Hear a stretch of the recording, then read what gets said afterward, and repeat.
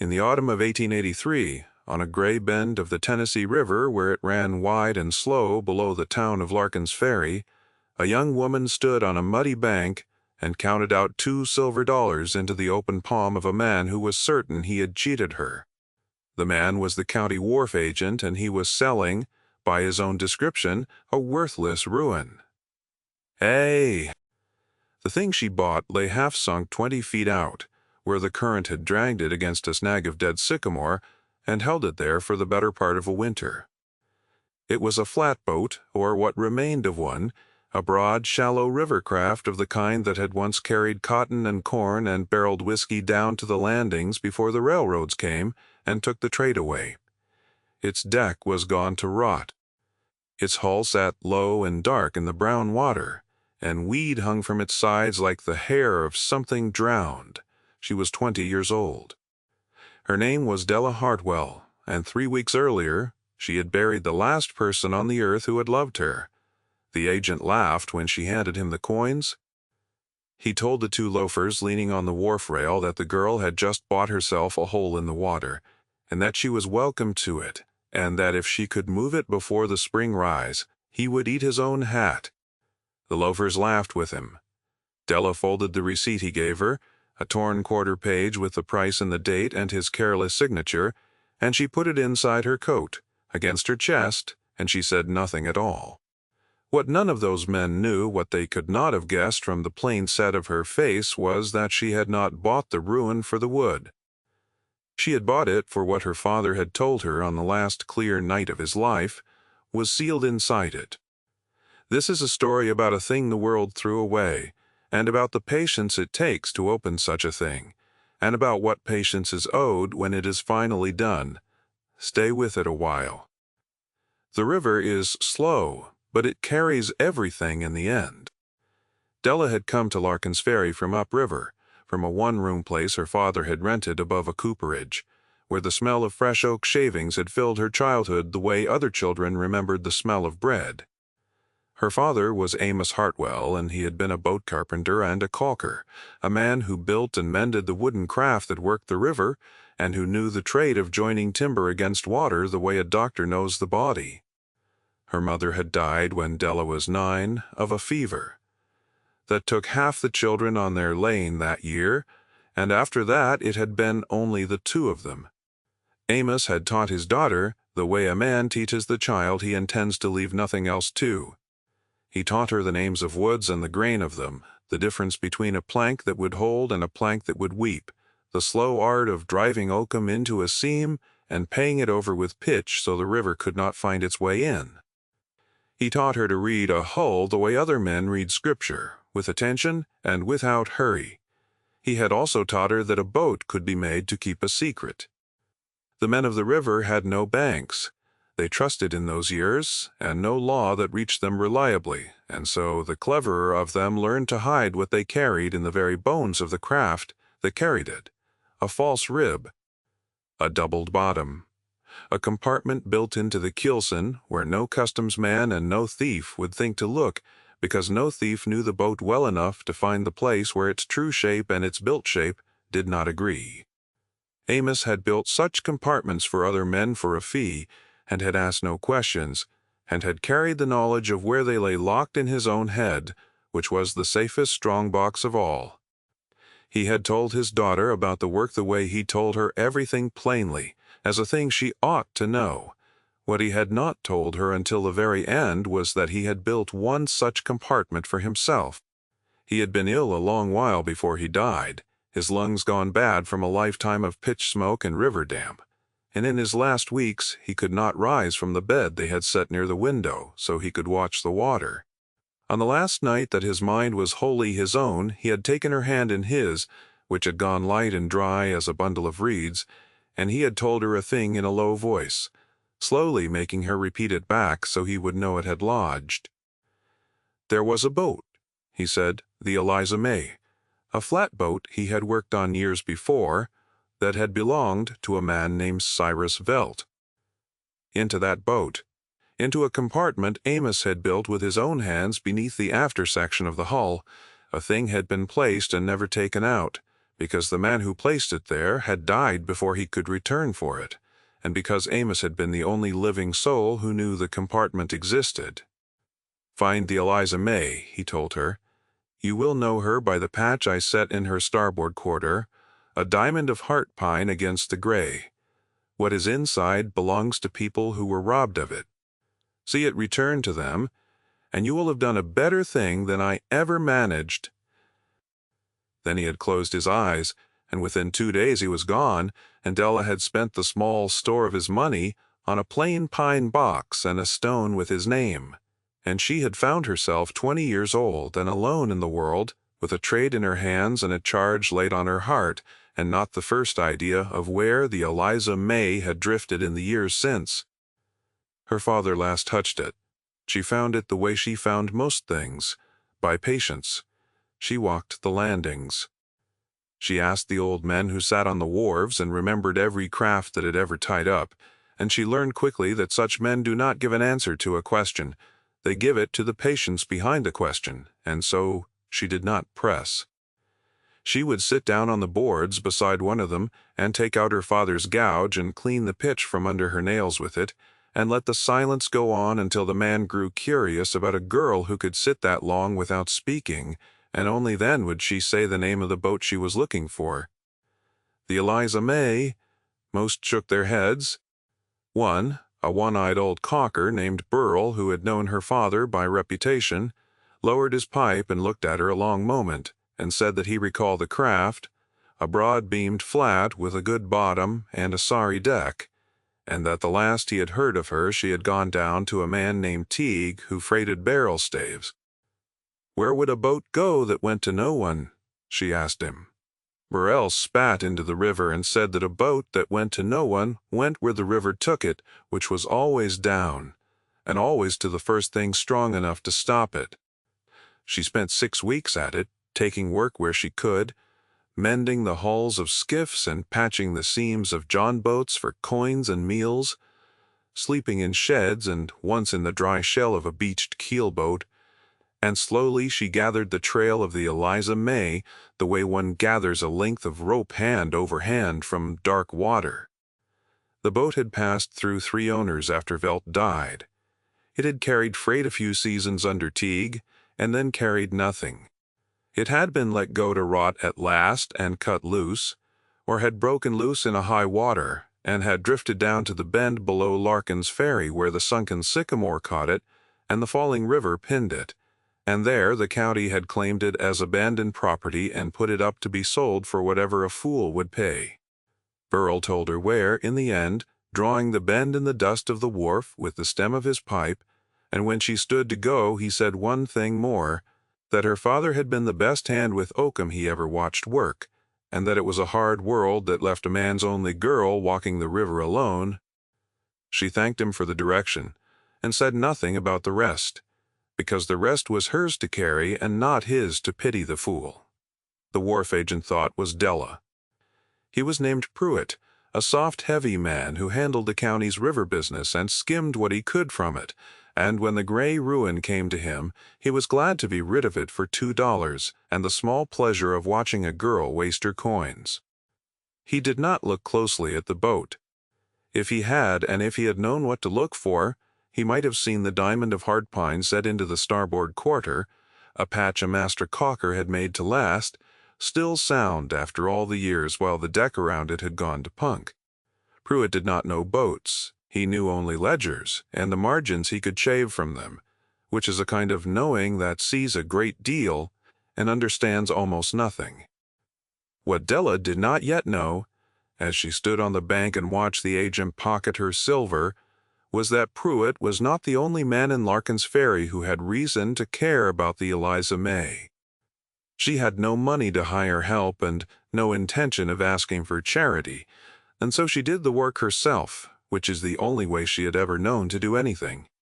The first thing was to get the boat out of the water, or far enough out that she could reach the hull. She could not raise a sunken flatboat alone with her hands. She had her father's trade, and his trade was the patient defeat of water, and she set about it the way he would have, by thinking first and lifting second. She studied the snag that held the boat. She studied the set of the current and the lay of the bank and the slow fall of the river as the dry season drew the water down. She understood that the river itself, given a little help, would do most of the heavy work for her, because the water was dropping a finger's width a day and would go on dropping until the spring. If she could shift the boat from the deep channel where the snag held it into the shallows along the bar, the falling river would strand it, and the hull she needed to reach would lift itself clear of the water without her lifting anything at all. It took her 11 days. She rigged a line from the boat to a dead man she dug into the bank. An oak post buried sideways in a trench she cut with a borrowed mattock and tamped hard with gravel and her own weight until it would not give. She made a crude purchase with a single block. She traded 3 days of caulking to borrow off a ferryman, and she rove the line through it so that her own pull was doubled against the boat, the way her father had shown her a man could move what was heavier than himself, if he was willing to move it slowly. Morning after morning she hauled and snubbed the line off on the dead man to hold what she had gained, and rested her shaking arms, and hauled again, gaining the boat toward the bar, a hand's breadth at a time as the current worried at the hull and the water fell. She learned the boat's moods. She learned the hour of the morning when the river was lowest and the boat lightest in the water, and would come most willingly, and she did her hauling then and spent the heat of the day mending other men's seams for the bread that kept her hauling. Her palms split along the creases, and she wrapped them in rag boiled soft and went on, and when the rag wore through, she wrapped them again. The loafers came to watch the first few mornings and made their jokes, and one of them called down that she ought to wait for the spring rise and let the river hand her the boat in pieces, which would save her the trouble. She did not look up from the line. When the jokes did not move her, they grew bored and stopped coming. And that was the first thing the work bought her, the silence of men who had decided she was not worth the trouble of mocking. The second thing it bought her was the boat itself, which on the 8th day came free of the worst of the snag, with a long groan of wood that she felt through the line before she heard it, and rode up the shallow slope of the bar a full length before the falling water set it down again. She stood in the cold shin-deep current with the line burning in her wrapped hands, and understood that the river had decided to give the boat up, and that all that remained was to be patient enough to let it. On the 11th day the Eliza May came to rest on the gravel bar with the falling river chuckling away from her sides, and Della stood in the shin-deep shallows and put her hand flat against the cold wet wood of the hull, and she felt beneath her palm the diamond patch of heart pine her father's hands had set there before she was old enough to remember his face. She did not weep. She had done her weeping. She stood a long moment with her hand on the wood, and what passed between her and the boat in that moment was not grief, and was not triumph. It was recognition. The boat was real. Her father had not been wandering in his fever. The thing he had sent her to find existed, and she had found it, and now there was only the work of opening it which she knew how to do. She did not begin that day. She was tired past sense, and a tired hand makes mistakes in fine work, and her father had taught her that too. She made a camp on the bank, a lean-to of canvas and driftwood, and she banked a fire, and ate the last of her corn bread and slept, and in the gray before dawn she woke to the sound of someone moving around the stranded boat in the dark. She lay still and watched. A man, by his shape and his weight on the gravel, was walking the length of the hull with a lantern hooded down to a thread of light, and he was running his free hand along the wood as he went, low down near the water line, in the manner of a man who is looking for something he believes is there. He reached the after quarter near the diamond patch, and he stopped, and he held the lantern close, and Della heard him breathe out slow through his teeth. Then a dog barked somewhere up the bank, and the man straightened and snuffed his lantern, and was gone into the willows before she could see his face. She had seen enough, though. She had seen that he went straight to the after quarter, as if he already knew where to look. And she lay awake the rest of that night with her father's words turning over in her mind. The thing inside belonged to people who were robbed of it. Robbed, her father had said. which meant there had been a robber, and a robber, or his heirs, might still be in the world, and might still want what had been hidden, and might have been watching the river for years for the Eliza May to surface. She rose at first light and began the work, because the work was the only answer she had to any of it. The compartment, her father had told her, lay beneath the after section, built into the space above the keelson where the bottom planking doubled. To reach it, she had to lift the floor of the afterhold, a deck of heavy planks pinned down with tree nails, wooden pegs swollen tight with years of wet. She could not pry them blind without splitting the wood she would need to read, and so she worked each tree nail the slow way, wetting it, and weighting and working it loose with a gouge her father had ground from a file, easing each peg out whole and laying it in a row on the gravel so she would know how many had held and where each had sat. There were 41 of them. It took her 2 days. She named the work to herself as she did it, the way he had taught her, because a named task is a task half-mastered. Find the peg, wet the peg, wait for the wood, free the peg, set it down, find the next. On the evening of the second day, the last tree nail came free, and the planking of the afterhold floor lifted in 3 sections, and Della looked down into the space beneath and saw, in the failing light, that her father had built better than the river could break. The doubled bottom was sound. The compartment was a long, low box of heart pine pitched on every seam, set into the keelson so cunningly that even with the floor lifted she had to run her hand along the join to find where the hidden box began and the true hull ended. There was no lock. Her father had not trusted locks, which announced that something is worth taking. He had trusted instead the simple fact that no one would ever know the box was there. The lid was held by a system of his own, sliding key of wood, a wedge that pinned a tongue, and she found it with her fingers in the dark because her fingers had been taught by the man who made it. She did not open it that night, either. Not from caution this time, but from something closer to reverence. She sat on the gravel beside the open floor with her hand resting on the pitched lid of the hidden box, and she let herself understand that she had reached the end of her father's road and the beginning of her own. Whatever was inside, she would be the first to see it in more years than she had been alive. The river ran low and black past the bar. Far up the bank an owl called once and was still. She slept beside the box and let the morning decide. I will tell you now that what she found was not gold, though there was a little of that, and not the thing she or you might expect, and that the smallest object in the box turned out to weigh the most. The morning she opened it, she knew none of that, and neither will you until the work has earned it. In the clear light of the third morning she drew the wooden wedge and slid the tongue and lifted the lid of the compartment her father had built, and the air that came up out of it was cold and close, and smelled of pitch and old paper and the particular dry must of a space that has been sealed against the world for 15 years. She knelt over it a long moment before she touched anything, mapping it with her eyes the way her father had taught her to map a job before laying a hand to it. The box held, first, a leather satchel gone stiff as a board, and inside the satchel a canvas pouch, and inside the pouch a quantity of gold coin. Double eagles, not a fortune, but a real sum, more money than Della had held in her life.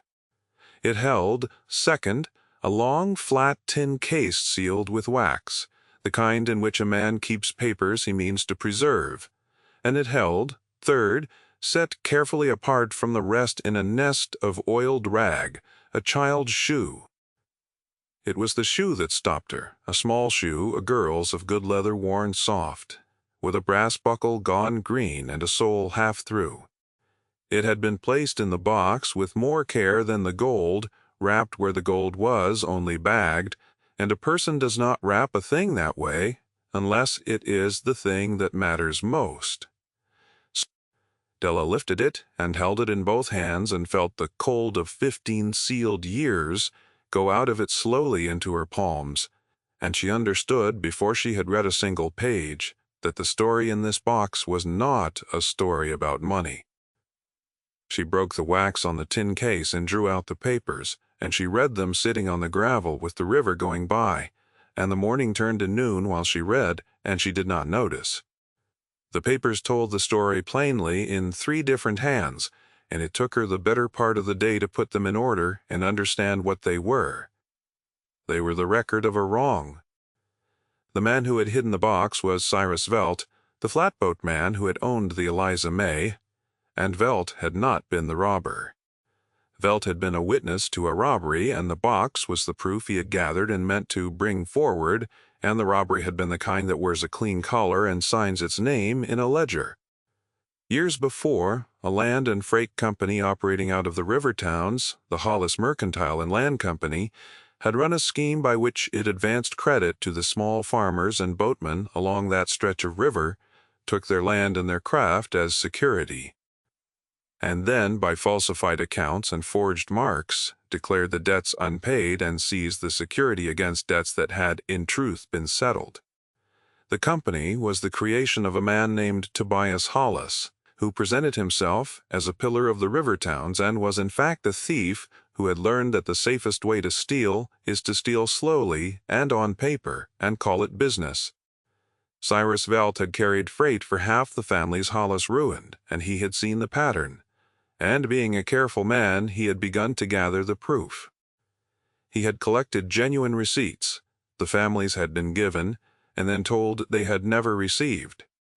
He had collected pages torn from a true account book, before Hollis replaced it with a false one, that showed debts marked paid that the company later swore were owing. And among the ruined families had been one named Caro, a young couple with a single daughter who had lost their small farm, and then, in the hard winter that followed the loss the child to the cold and want that the loss had brought down on them. The shoe was the child's. The mother had given it to Velt when she gave him her receipts, and had asked him if ever he could set the thing right, to let it stand for what the company's paper had cost that was not measured in money.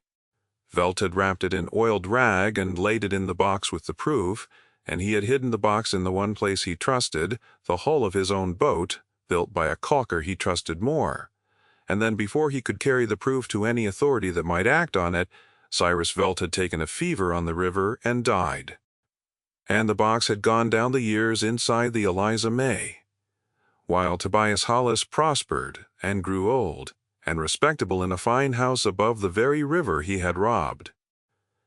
Della sat on the gravel with the child's shoe in her lap, and the papers waited under a stone against the breeze, and for a long while she did not move.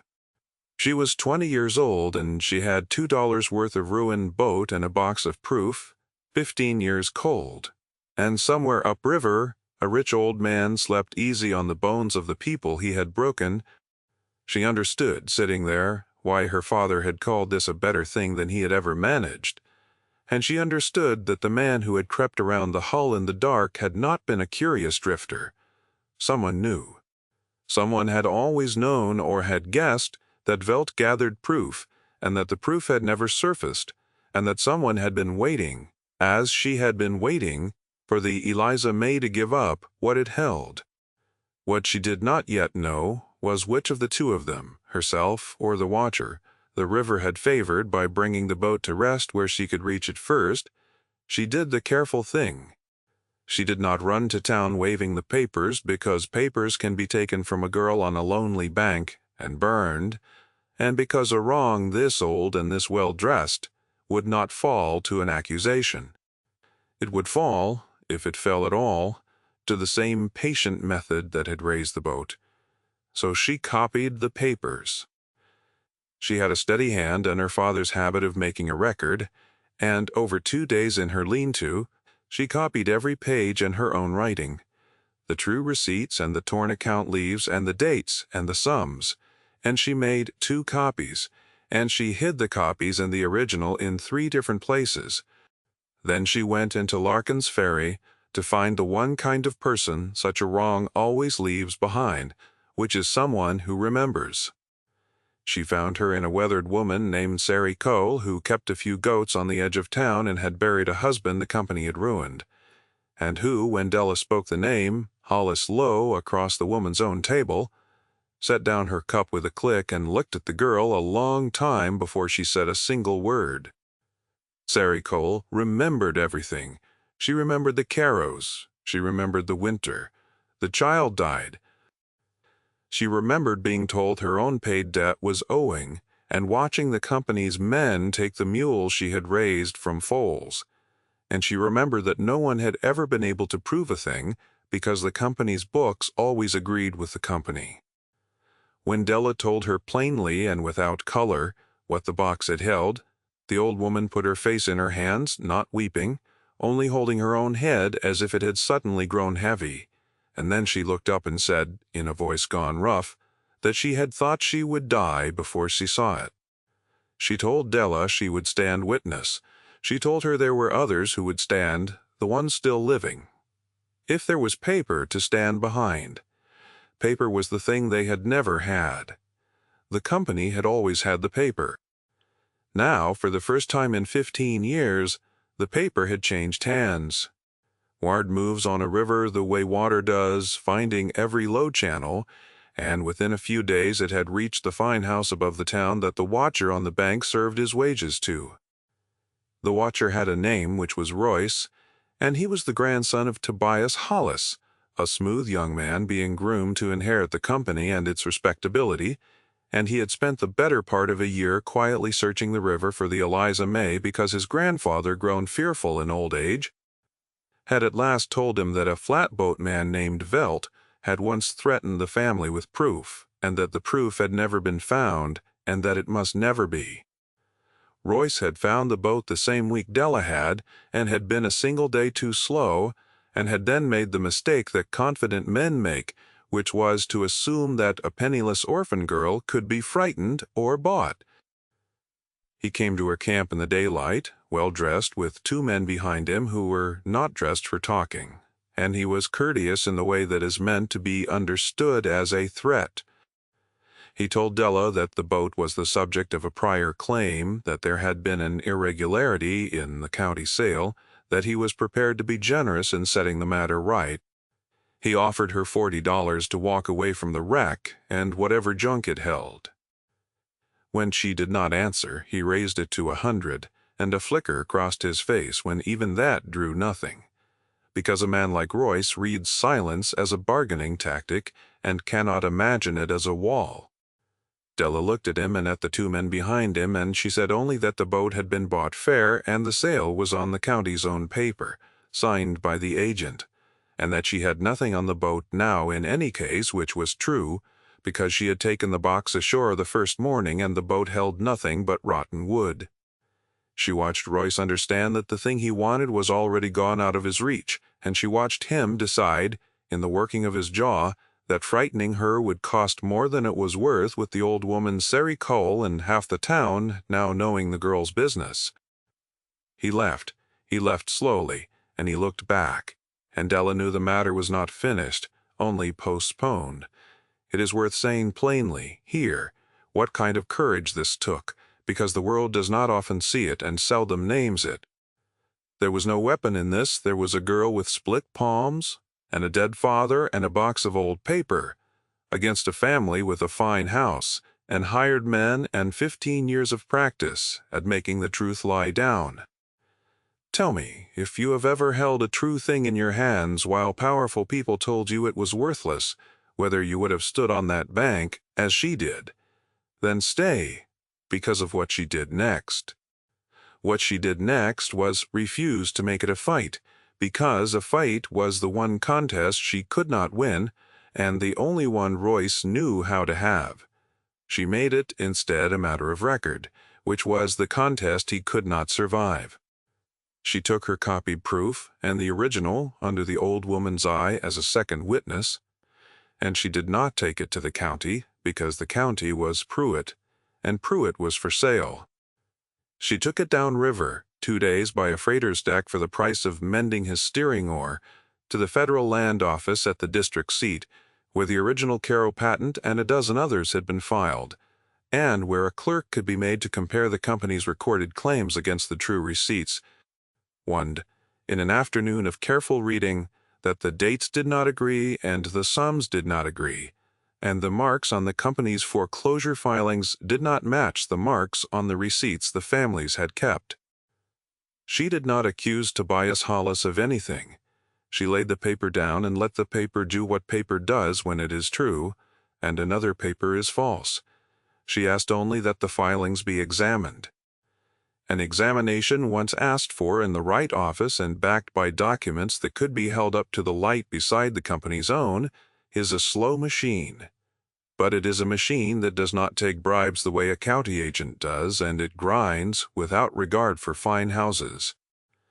The grinding took the better part of a year, and Della spent that year not waiting but working, mending boats along the landing, living thin, riding down to the district seat when she was summoned to answer a clerk's question, watching the machine she had started turn over slow. The gold from the box she did not touch for herself. She gave an accounting of it to the land office as part of the record Velt's gold, gathered as restitution he had not lived to make, and she asked that it be held against the claims of the families the company had robbed. Sari Quell stood witness, and then others stood, the living remnants of the ruined families coming forward one and two at a time, as the word spread that the paper had surfaced at last and that an office beyond the company's reach was reading it. The Carrows were both dead, the father in the war and the mother not long after the child, but a sister of the mother's was found 2 counties over, and it was into that woman's hands in the end that the small worn shoe was placed, the only one of the box's contents that no office had any use for, and the only one that had ever truly mattered. Tobias Hollis did not stand in any dock. Men like Hollis seldom do. What happened to him was quieter and, in its way, more complete. The land office examination found the company's foreclosure filings unsupported and in a dozen cases plainly falsified, and it set them aside, and it reopened the seized patents, and the machinery of the thing moved out of Della's hands entirely and into the slow, certain channels of a government that had finally been given something true to act on. The company's credit failed when its title to half its holdings was thrown into question. Its partners drew away from a man whose paper could no longer be trusted. Royce, who had been groomed to inherit a fortune, inherited instead a defense of falsified records that no amount of charm could win, and he left the river towns before the worst of it and was not heard of there again. And Tobias Hollis, who had grown old, believing he had buried his theft so deep that the river itself could not bring it up, lived his last few years in a house he could no longer afford, in a town that had learned at last what he was, undone not by a gun or a mob or a grand confrontation in a courtroom, but by a flatboat raised off a gravel bar by a girl he had never heard of, and by the patient hands of a dead caulker who had built one honest box, and hidden it where only an honest hand would ever find it. Della Hartwell did not grow rich. That was never the shape of it. The gold went to the families, divided out by the office, against the claims it could verify, and what little came to her came as the wage the office paid a witness for her time and her copying, which she took because she had earned it and refused to take a penny more. She used it to buy outright this time, and with a clear deed, a narrow lot on the Larkins ferry bank, with a sound shed on it, and there she did the thing she knew how to do. She hung out no sign, because she could not have read one out to a customer and did not need to. The rivermen learned her by word of mouth, the way they learned everything. And they brought her their hulls to mend, and she mended them better and more honestly than any man on that stretch. And within a few years there was no caulker between the 2 district seats whose work was more trusted than the work of the Hartwell girl who had raised the sunken boat. She kept the Eliza May. She had no use for it as a boat, and it would never float again, but she had the sound timber drawn up onto her lot, the heart pine that had outlasted the rot, and the diamond patch her father had set, and the long, low box he had built into the keelson. The box she cleaned and pitched fresh and set up on 2 trestles in the corner of her shed, and in it she kept her own tools, her father's gouge ground from a file, his caulking irons, the wooden mallet worn to the shape of his hand, and then to the shape of hers. A thing built to keep a secret, she had decided, ought not to be left empty once its secret was told. It ought to be given honest work, the way a person ought, the way she had been. Years on, when she was no longer young, a child would sometimes wander into the shed while a parent's boat was on the trestles, and would find the strange long box in the corner and ask what it was. Della would lift the lid and show the tools laid in their rows, and she would tell the child, if the child seemed the kind to keep it, that the box had once held proof of a wrong, and a little gold, and a shoe, and that the proof had gone where proof should go, and the gold had gone to the people it was robbed from, and the child would ask what was the most important of the three, the proof or the gold or the shoe, and Della would close the lid and rest her scarred hand on the pitched wood her father had pitched before her, and she would say that the most important thing in the box had never been any of those. The most important thing in the box, she would say, had been the patience of the man who built it, and the patience was the one thing she had been able to keep. Down on the bank, where the gravel bar still showed at low water, the place where a girl once stood shin-deep and put her hand on a drowned hull lay open to the river and the sky. The old snag rotted away at last and went downstream. The county forgot it had ever sold anything there. The families remembered, though, the ones still living and the children they told, and on that stretch of the Tennessee for a long while afterward, when men spoke of the Hollis Company and how it fell, they did not speak first of the land office or the failed credit or the fine house sold. They spoke of $2 and a sunken boat nobody wanted, and a girl who knew how to open it. If a thing the world threw away ever turned out in your own life to hold the proof of something that mattered, I would be glad to know of it. And if you would sit a while longer by slow water, there is another story of another patient hand and another buried truth waiting just downstream.